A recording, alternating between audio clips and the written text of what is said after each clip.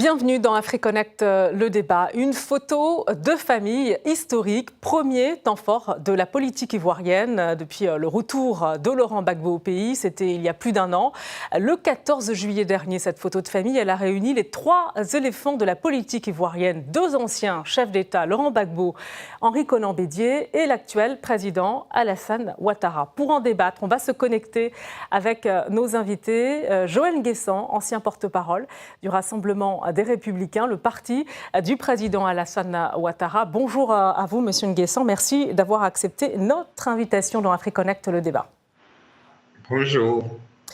Et bonjour également à vous, Franklin Yamsi. Vous êtes politologue ivoirien et conseiller spécial de Guillaume Soro. Guillaume Soro, c'est l'ancien président de l'Assemblée nationale, ex-proche d'Alassane Ouattara et ex-chef rebelle. Merci également à vous d'avoir accepté notre invitation.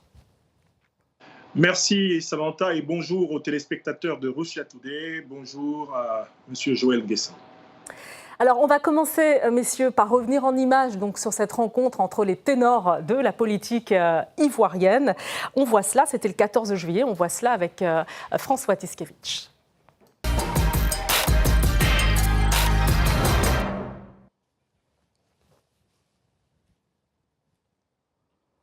Franklin Yamsi, votre regard donc, sur ce rendez-vous politique? Mon regard, il est double. D'un côté, une satisfaction de façade. On les a vus tous les trois, souriant, se tapotant, se faisant des blagues. Et inévitablement, cette apparence participe du jeu de la décrispation politique qui ne peut qu'être souhaitable dans toute la civilisation politique africaine. Mais au-delà de cette façade, il faut s'intéresser au drame que traverse encore la Côte d'Ivoire. 12 à 13 millions de pauvres. La Côte d'Ivoire, c'est 300 prisonniers politiques. La Côte d'Ivoire, c'est une réconciliation nationale bloquée avec de nombreux exilés politiques, dont le président de notre mouvement Génération et Peuple Solidaire, l'ancien président et ancien premier ministre, ancien président de l'Assemblée nationale et ancien premier ministre Guillaume Kibafori Soro. Un pays, en réalité, en attente d'une véritable transformation de sa civilisation politique en une civilisation politique inclusive, une société réconciliée autour de l'état de droit, une société réconciliée autour de la justice, de la fraternité réellement partagée. Au-delà donc de la façade, Samantha Ramsamy, ce que j'ai vu, c'est un pays qui stagne. Et n'oubliez pas que M. Ouattara a saisi cette occasion pour tenter de sortir la tête de l'eau dans un contexte marqué par l'arrestation de 49 soldats ivoiriens considérés comme mercenaires au Mali. Alors, Joël Nguessan, justement, sur le calendrier, c'est une réunion qui devait être, qui était prévue, qui est entrée dans le cadre du dialogue national et qui a mis du temps à être organisée. Sur le calendrier, pourquoi le choix, justement, de cette date, le 14 juillet? Oui, effectivement, comme le président Ouattara l'a dit, lui, Gbagbo et puis Bédié se parlent régulièrement. Il fallait trouver un agenda, une date précise pour qu'ils puissent se rencontrer au su de tout le monde, devant les médias qui raffolent de ce genre de situation. Mais je voudrais dire à mon jeune frère Niamsi que ce n'est pas une façade de réconciliation.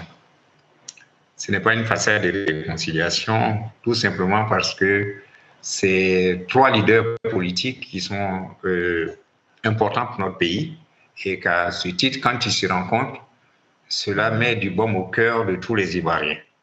Ça, c'est déjà la première des choses.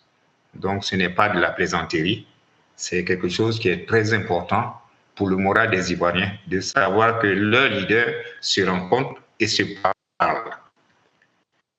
Pourquoi je dis cela? Parce que si nous avons en mémoire les graves crises que notre pays a connues, c'est essentiellement lié au fait qu'il y a eu des mésententes entre les principaux leaders.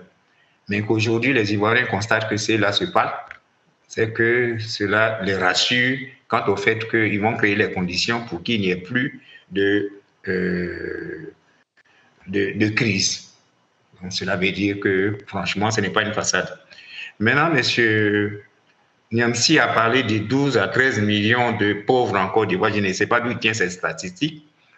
Bon, on espère qu'il va nous donner les sources de ces statistiques parce que nous avons en Côte d'Ivoire des statistiques assez précises et on a un ministère qui est chargé de cela et il ne s'agit pas d'annoncer des chiffres sur les chaînes de télévision à effet de propagande. Ça, c'est un. 300 prisonniers politiques dont il parle. Alors, quand quelqu'un a commis des crimes, qu'il a assassiné, il a tué de sang-froid et on le met en prison, et il se trouve qu'il y a des propagandistes qui se lèvent et disent que ce sont des prisonniers politiques. Non, ce ne sont pas des prisonniers politiques, ce sont des personnes qui ont commis des crimes et pour lesquelles la justice ivoirienne s'est chargée de leur sort. Vous vous souvenez que pendant la crise politique de 2011, la crise militaro-politique, il y a près de 3000 morts. Joanne Guessin, sur l'opportunisme que soulignait Franklin Niamsi s'agissant de la date, justement, le 14 juillet, dans un contexte un peu compliqué pour la Côte d'Ivoire, en raison des tensions avec le Mali et l'arrestation des soldats ivoiriens. Non, sur ce point, je vais arriver. Donc, c'est pour dire que l'expression prisonnier politique, je refute cela de manière totale. On ne se trouve pas en prison si on n'a rien fait. Donc, ceux qui ont commis des crimes, c'est normal qu'ils soient en prison. Il a parlé de son mentor, Guillaume Soro. Je me souviens que le jour où l'ex-président de l'Assemblée nationale devait arriver en Côte d'Ivoire et qu'il a détourné son avion probablement à dessein pour aller ailleurs, j'ai fait une déclaration pour dire que s'il n'a rien à se reprocher, mais il peut rentrer en Côte d'Ivoire et que de toute façon, notre constitution dit que personne ne doit être en exil. Donc, il pouvait rentrer. Il a choisi de se retrouver ailleurs et maintenant, bon, tous ces supporters s'en servent comme... Est-ce que vous pouvez répondre à ma question? Concernant les 49 militaires, mais laissons les autorités ivoiriennes gérer cette question. Laissons et les autorités maliennes. Il ne faut pas s'en servir comme élément de propagande politique. Et c'est ça qui me gêne un peu. On ne peut pas prétendre aimer la Côte d'Ivoire, constater qu'il y a 49 militaires qui sont au Mali avec des arguments non encore prouvés, et puis se réjouir de ça pour pouvoir brocarder notre pays. J'ai dit, mais celui qui se réjouit du fait que des militaires ivoiriens soient en prison au Mali, franchement, c'est qu'il a mal choisi sa nationalité d'adoption. Franklin Niamsi, on avance. Il y a quand même, on le sait, un lourd contentieux entre Alassane Ouattara, d'une part, et Henri Konan Bédié et Laurent Gbagbo. Comment penser finalement que ces retrouvailles sont sincères? Alassane Ouattara est l'homme politique ivoirien qui a successivement trompé le président Houphouët-Boigny, le général Robert Gueye, le président Laurent Gbagbo, le président Bédié et le président Guillaume Soro. En 1993, il voulait violer l'article 11 de la Constitution ivoirienne, prévoyant que l'intérim d'un chef d'État ivoirien décédé soit assuré par le président de l'Assemblée nationale. Il avait contacté le général Gueye, à l'époque chef d'état-major de l'armée ivoirienne, contacté le secrétaire général du PDCI RDA, le ministre, père son âme, Laurent Dona-Fologo, pour qu'il l'accompagne faire un coup d'État contre la Constitution ivoirienne. En 1995, il était allié dans le Front républicain avec Laurent Gbagbo, avant de se séparer de lui pour aller espérer bénéficier du coup d'État que le général Gueye en 1999 a fait pour lui. À partir de septembre 2000, il se retournait contre le général Gueye parce que celui-ci avait rédigé une constitution dont l'article 35, selon ses propres termes, M. Alassane Ouattara le visait, mais ne le concernait pas. M. Ouattara arrive en 2010 au pouvoir dans le cadre d'une alliance avec le président Bédié du PDCI et avec les forces nouvelles de Guillaume Soro. Et 5 ans plus tard, il commence à détricoter cette alliance, s'autoproclame président à vie de la République de Côte d'Ivoire viole la Constitution, article 55, qui interdit 3 mandats présidentiels et perpètre des crimes. On va avancer justement sur la sincérité de ces retrouvailles. On va écouter Laurent Gbagbo. Non, vous allez poursuivre, on va écouter Laurent Gbagbo parce qu'on doit avancer. Laurent Gbagbo qui a tenu les rênes du pays de 2000 à 2011. Il a été jugé par la CPI après la crise post-électorale de 2011, acquitté définitivement en mars 2021. Et il est ensuite rentré au pays quelques mois plus tard. Le président de la République et ses 2 prédécesseurs ont exprimé leur volonté de faire de cette première rencontre un levain de la décrispation du climat socio-politique national en Côte d'Ivoire. Alors, Joël Nguessan, justement, décrispation du climat je n'avais pas politique. fini ma réponse. Je vais vous redonner la parole parce qu'on va avancer, Franklin Nyamsi. Décrispation du climat sociopolitique en Côte d'Ivoire, a lâché donc Laurent Gbagbo. On sait que c'était une rencontre qui a été savamment préparée en amont par les appareils politiques. Est-ce qu'on se dirige vers une libération des prisonniers politiques, des personnes qui ont été arrêtées lors de la crise préélectorale en 2020, Joël Nguessan?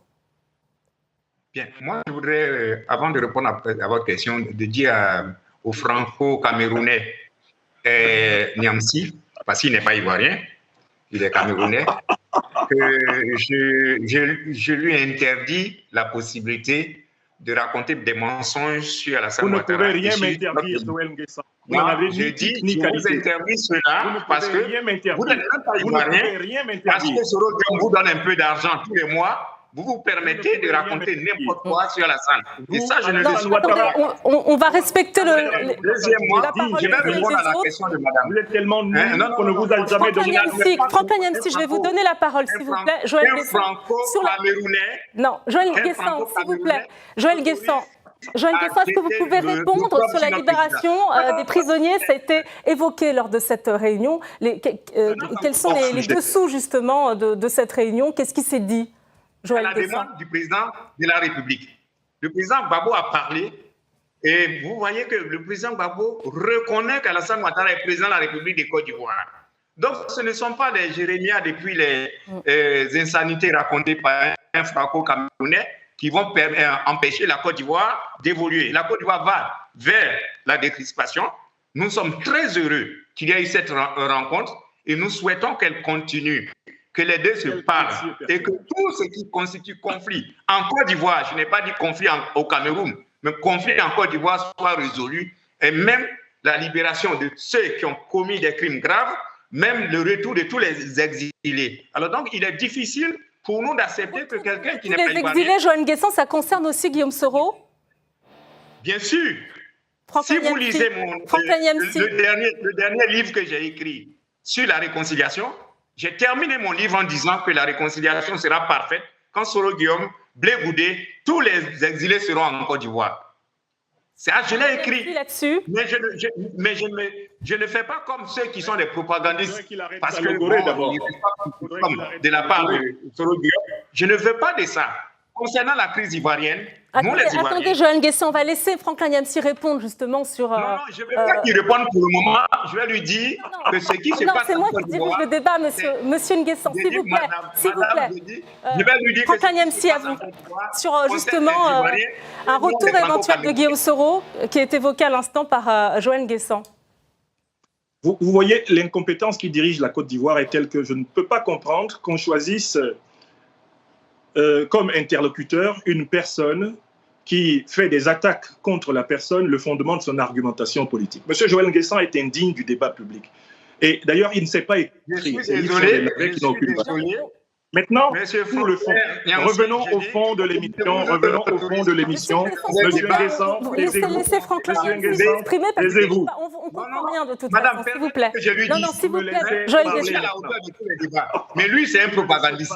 Et je n'aime pas les propagandistes. Vous me laissez parler, ce n'est pas votre tour de parole. Non, je ne vous laisserai pas je donnerai la parole. Vous continuez de tenir des propos aussi malveillants et surtout mal renseigné, tant que vous continuerez de tenir des propos... S'il vous plaît, Joël Nguessan, on va avancer dans le débat. On laisse Franklin Nyamsi vous répondre, puisque vous avez évoqué le cas de Guillaume Soro. S'il vous plaît, allez-y. Moi, je ne suis pas un débatteur. Eh bien, M. Ouattara s'est rendu coupable plusieurs fois de trahison de ses alliés politiques et sa parole politique n'a pas plus de valeur en 2022 qu'elle l'avait avant. Ce qu'il faut espérer, c'est que se construise un front de l'opposition et du peuple ivoirien pour changer le rapport de force politique et faire accepter à M. Ouattara un programme de réconciliation authentique, libération de tous les prisonniers politiques, retour de tous les exilés politiques et redéfinition consensuelle des conditions de la compétition politique. Samantha Ramsamy, la vraie réconciliation ne sera possible que si M. Ouattara ne braque pas l'opposition en utilisant l'armée, la gendarmerie, la police et en utilisant ses mercenaires comme il l'a fait en 2020 où plus de 200 Ivoiriens ont été assassinés, le jeune Nguessan Kwaku Toussaint décapité à Daoukro pour imposer un troisième mandat anticonstitutionnel aux Ivoiriens. Je ne crois pas aux effets de manche, je ne crois pas au discours de façade, je juge de la politique de la réconciliation d'Alassane Dramane Ouattara à partir des actes, des faits. Les actes et les faits, eh bien, plaident contre Alassane Ouattara. Il n'a pas posé des actes de réconciliation. Alors justement, il y a quand même cette rencontre, Joël Nguessan, avec Laurent Gbagbo, Henri Konan Bédié, pour donner des signes d'apaisement. Est-ce qu'il y a très peu d'informations d'ailleurs qui a filtré à l'issue de cette rencontre? Vous allez nous en dire plus. On a évoqué le cas des prisonniers politiques. Et est-ce qu'il est question d'amnistier Laurent Gbagbo, 3 de ses anciens ministres qui sont poursuivis dans le cadre du braquage de la BCAO et ils sont condamnés à 20 ans de prison par la justice ivoirienne. Est-ce qu'il est question d'une amnistie?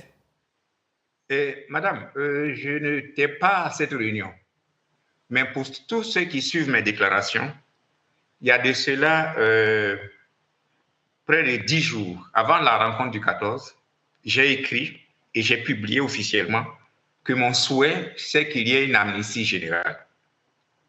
Amnistie générale pour que nous passions à autre chose. C'est pour cela que je supporte difficilement les déclarations propagandistes. Je l'ai écrit de manière officielle, sans avoir demandé l'avis du président Ouattara, ni Bédié, ni le président Gbagbo. Je n'ai pas demandé l'avis. J'ai donné mon point de vue de manière publique. Et cela a été relayé par toute la presse nationale et internationale. Tous les médias sociaux, j'ai dit, il faut qu'on arrive à une amnistie générale. Justement, la question, Joël Nguessan, la question de l'amnistie, elle suscite beaucoup d'interrogations au sein des populations, la population ivoirienne. Ça concerne l'impunité, puisqu'il y a des victimes quand même, des crises de 2011, de 2020. Est-ce qu'on assiste à un jeu de dupes avec cette rencontre au final, où l'impunité triomphe? Non, ce n'est pas une question d'impunité qui va triompher. Bon, j'ai été ministre des droits de l'homme de mon pays, donc je sais ce que c'est que lutter contre l'impunité. Je peux vous dire une chose. De 2011 à maintenant, beaucoup a été fait pour permettre aux Ivoiriens de se réconcilier. Et les Ivoiriens, à plus de 95-96% sont réconciliés. C'est faux. Seulement, il y a quelques dirigeants qui méritaient de se rencontrer pour poser les bases de la réconciliation définitive, pour que les populations ivoiriennes comprennent que on ne peut plus revenir à ce que nous avons vécu par le passé. C'est la raison pour laquelle je refuse tous les propos de battre en guerre qui vont dans le sens de dire que Ouattara est ceci, Bédié est cela, Gbagbo est ceci, et des propos qui sont tenus loin de la lagune ébriée, qui tendent à faire croire que la Côte d'Ivoire est une terre d'inhospitalité. Sur la question de l'impunité, Franklin Nyamsi. La question de l'impunité, chère Samantha, ne peut être résolue qu'à partir d'une justice qui s'intéresse et qui examine et décide sur tous les crimes, sur toutes les infractions, sur tous les délits qui ont été commis. Sous Alassane Dramane Ouattara, ces partisans qui, en 2020, ont massacré plus de 300 Ivoiriens dans les rues de Côte d'Ivoire, décapité Nguessan Kwaku Toussaint à Daoukro, n'ont pas été jugés. Les milices d'Alassane Dramane Ouattara, par lesquelles il a perpétré une justice, une terreur exceptionnelle contre le peuple ivoirien tout au long de l'année 2020, ne sont pas jugés. Il ne peut pas y avoir lutte contre l'impunité quand on cherche à punir les supposés crimes, les supposés délits ou les supposées contraventions d'un seul camp politique, à supposer ici l'opposition. Franck Agnamsi, on va écouter Alassane Dramane Ouattara, justement, pour qui apparemment ces retrouvailles devraient se prolonger. Les uns et les autres considèrent que c'est une réunion extraordinaire, mais l'on doit considérer qu'elle est plutôt ordinaire et qu'elle sera régulière. Et chaque fois que mes prédécesseurs auront le temps de reprendre ces échanges, je leur ferai appel pour recueillir leur avis et leurs recommandations. Je trouve que ce serait une très bonne chose pour la nation d'entendre, d'écouter mes prédécesseurs, leur connaissance du pays, leur expérience, évidemment aussi le poids politique qu'ils représentent. Joël Guessant, visiblement, ces retrouvailles, ce ne sont pas les dernières. Hein, il devrait y avoir d'autres rencontres. Est-ce que ça ne cache pas finalement tout cela des ambitions politiques avec en ligne de mire les prochaines élections locales et l'élection présidentielle? Moi, ce que je retiens de cette rencontre, c'est que les Ivoiriens ont compris que les trois leaders politiques importants de notre pays sont d'accord pour dire que tous nos problèmes doivent être résolus en Côte d'Ivoire. Ils doivent s'asseoir pour parler. Et je pense que quand ils dialoguent, cela permet de faire avancer notre pays. Ce n'est pas dans les déclarations va-t-en-guerre de gens qui ne sont pas en Côte d'Ivoire qui vont apaiser les Ivoiriens. Pour mémoire, en 2020, c'est soi-disant un comité national de transition qui aurait été mis en place, qui a donné un mot d'ordre et qui a abouti à près de 194 morts. Normalement, tous ceux qui ont donné ce mot d'ordre, avec l'appui du mentor de M. Niamsi, toutes ces personnes-là devraient se retrouver derrière les barreaux. Parce que s'il y a eu des morts, c'est parce que des gens ont donné des mots d'ordre. Et la démocratie, ma question, c'était de savoir si ces trois ténors, attendez Franck Agnamsi, si ces trois ténors ont des ambitions politiques encore, malgré leur âge avancé. Non. Écoutez, concernant leurs ambitions politiques, franchement, laissez-leur le soin de décider. C'est à eux de décider. S'ils estiment qu'ils ont des ambitions. Vous croyez que Laurent Gbagbo, vous croyez que Laurent Gbagbo, Henri Konan Bédié et Alassane Ouattara veulent candidater pour 2025? Attendez, Joël Guessant, je vais revenir vers vous. C'est évident pour moi que les trois dirigeants politiques qu'on a vus ce 14 juillet ambitionnent d'être candidats à l'élection présidentielle de 2025. Mais en même temps, pour moi, c'est emblématique du degré, en réalité, d'appauvrissement du jeu politique en Côte d'Ivoire, parce que c'est pratiquement la situation depuis la mort du président Félix Houphouët-Boigny. La Côte d'Ivoire ne se renouvelle pas politiquement. Pourquoi? Parce qu'elle est prisonnière et des opposants et des héritiers de Félix Houphouët-Boigny. Alors que le pays est à 90% en deçà, pratiquement de 40 ans, la classe politique de ce pays persiste à vouloir être celle qui n'a plus d'avenir. C'est un vrai problème de civilisation à l'échelle même de l'Afrique qui se pose. Est-ce qu'en Côte d'Ivoire, la maturité politique s'acquiert avec la maturité juridico-légale? Ou est-ce qu'elle s'acquiert quand on a dépassé 75 ans? Il y a un vrai problème qui se pose quand on voit qu'à l'horizon se profile la sempiternelle confrontation entre les héritiers et les opposants de feu le président Félix Houphouët-Boigny. J'ajoute que, écoutez, l'élection de 2025 est d'ores et déjà préemptée par la violence structurelle du régime de M. Ouattara. Il n'a pas été élu en 2020, car il n'était pas candidat en vertu de la Constitution, de l'article 55 de la Constitution de Côte d'Ivoire. M. Ouattara a braqué le pouvoir. Et il n'y a aucune raison que M. Ouattara étant vivant en 2020 ne fasse pas la même chose. Et on va laisser terminer Joël Guessant là-dessus. C'est le renouvellement de la classe politique ivoirienne. Les Ivoiriens veulent probablement en finir avec tourner une page de leur histoire politique et voir une nouvelle génération prendre le relais. Est-ce que c'était l'un des objectifs de cette rencontre, justement, aller dans ce sens? Je vais vous dire que je n'étais pas présent à cette rencontre. Mais je vous dis, l'ambition politique, elle est individuelle. Je ne vais pas me mettre à la place du président Alassane Ouattara, du président Bédié et du président Gbagbo et prétendre parce qu'ils ont un certain âge, bon, ils se sont rencontrés, ils vont décider qu'ils vont faire un renouvellement. Non, on ne renouvelle pas la classe politique tant qu'on n'a pas des gens qui ont des projets réels pour leur pays.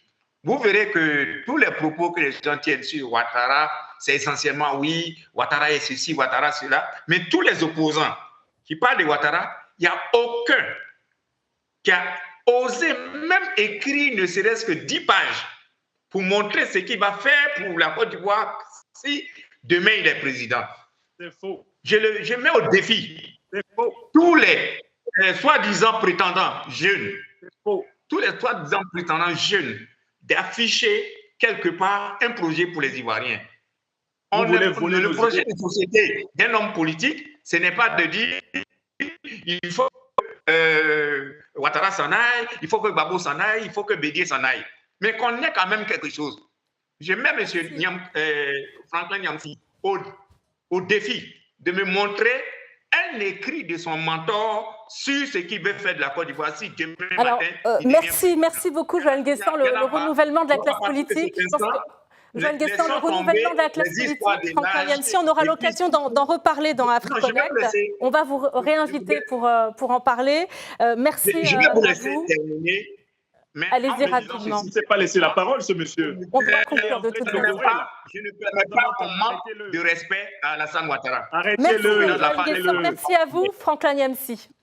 Joël Guessant, oiseau de mauvais augure. Retrouvez AfriConnect, le débat, sur nos réseaux sociaux et notre site rtfrance.tv. Merci de votre attention. À très bientôt dans AfriConnect, le débat sur RT France.